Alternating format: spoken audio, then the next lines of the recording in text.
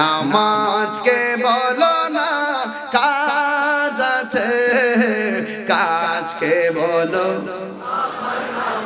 সবাই সবাই নামাজকে বলো না কাজ আছে, কাজকে বলো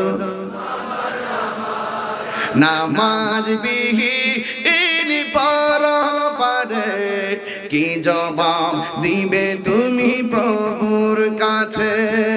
ফজর কাটে ঘুমের ঘরে, জোহর কাজে কাজে, আসর কাটে খেলাধুলায়, মাগরিব মাঝে মাঝে, ঠিক কিনা বলো?